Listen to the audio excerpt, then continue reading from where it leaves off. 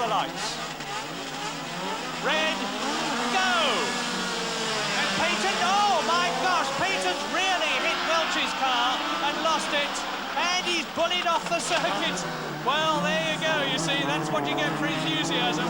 But now Painton's car seems to be motoring well, or is it? He's dropping back as I look across the course, and it looks to me as though Painton's got a wheel off, right at the back. He's off the course. Yes, his tyre's been stripped right off. So that's his race finished. We can regrettably forget about Richard Painton, a very, very disappointed man. And it's Tony Drummond on the first lap, out of 5.5. And he's leading John Welch. The two sinister black Ford Escorts are leading at the end of lap 1. Tony Drummond, John Welch, Graham Hathaway, Bruce Rushton, John Greasley. That's the order.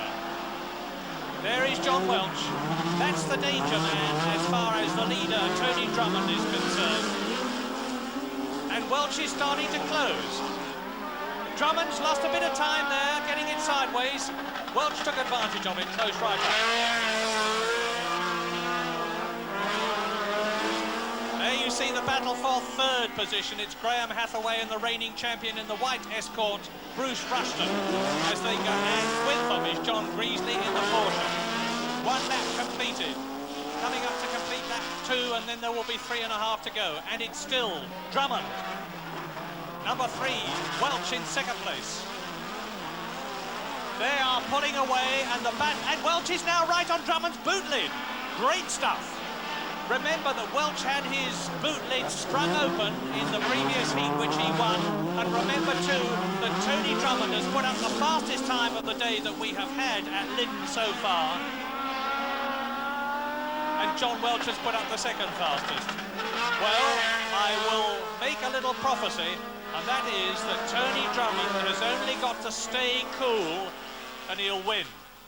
Because these two cars are very, very evenly matched. Tony Drummond, of course, being in front, has got the advantage of being able to choose the line. And it is only by harrying Drummond that Welch is going to be able to dislodge the Escort in front of him and get through. And actually, I think Tony Drummond is driving more smoothly than John Welch at the present moment. And there's still a great battle going on for third place behind these two.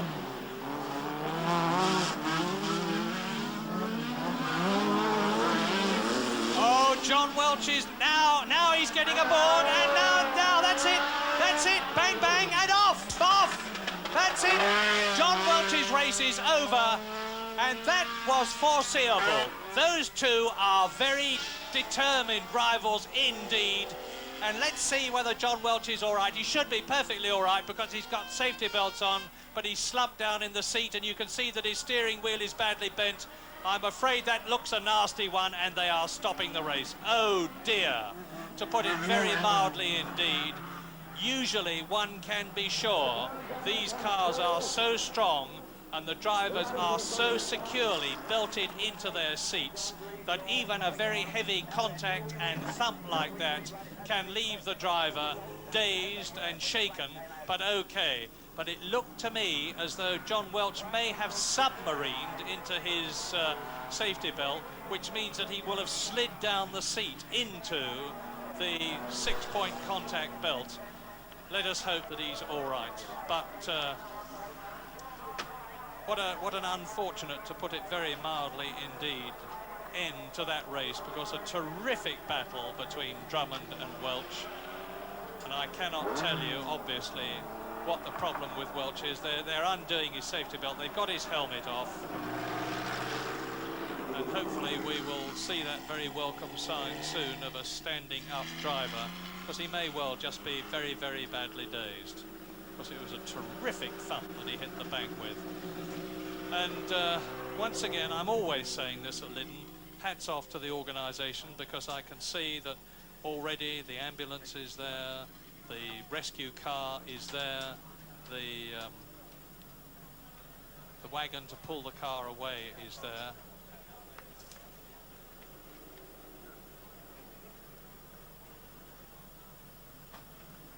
Well, I'm not going to make any guesses, you just don't know. Well, there's the breakdown wagon, but that's the least of the club's problems at the moment, because the car can very easily be pulled away and repaired.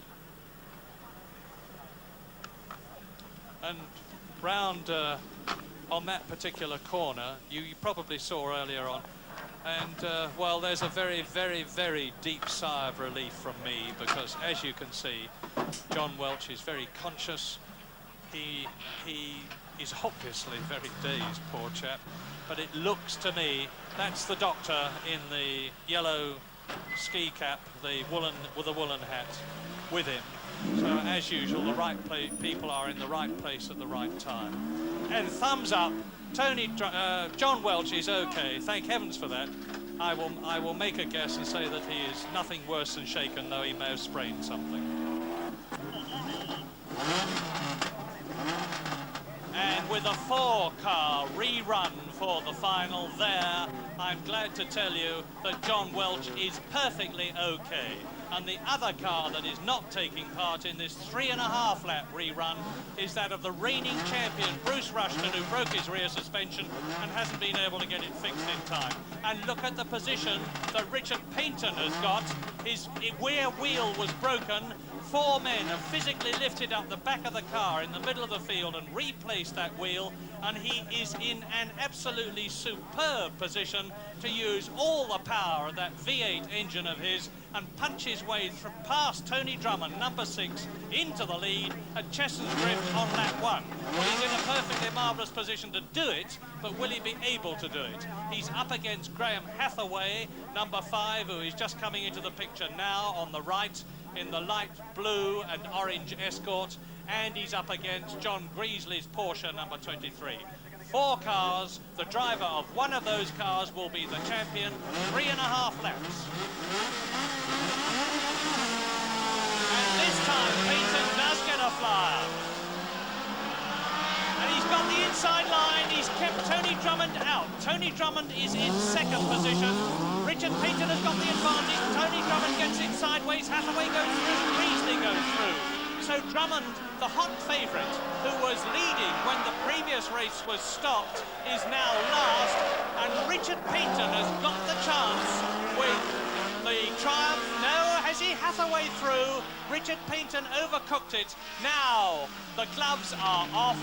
Painton has lost the lead, and he's going to be flat out to regain it, and Tony Drummond is back with them. This could be a classic final. Don't forget it's a 3.5 lap. Hathaway, Painton, Greasley, Drummond is the order at the end of lap 1.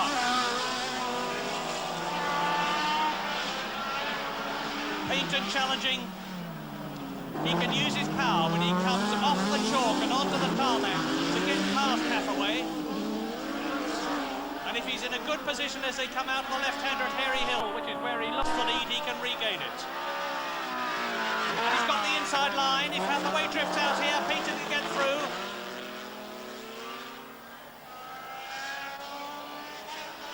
John Greasley still in 3rd position. Now, Painton, no, he's lost it.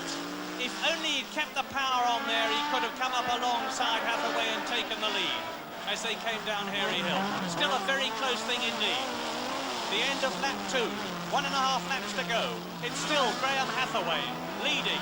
Painton 2nd, Drummond is 3rd, and John Greasley is dropping back and in trouble. Well, it would be poetic justice in a way if Hathaway won, but Painton's not going to let him if he can possibly avoid it. Now they are into the last full lap. It's now or never as far as Richard Painton is concerned, but Hathaway can slam the door in his face all the time. Hathaway, 1st at Talbenny, 1st at Brands. So he was 1st in the 1st and the 3rd of the 3 rounds that have led up to this final event, which decides the Rallycross Champion of 1980. And it looks to me as though Richard Painton's blown it, because Hathaway's got away from him now. He's broken loose. Painton can close up, but there is no way, I will prophesy, short of Graham Hathaway having trouble on the last bend, which he's on now, that he can fail to be the champion, although Painton's coming right up in the closing stages. This is it. Graham Hathaway's going to be the champion.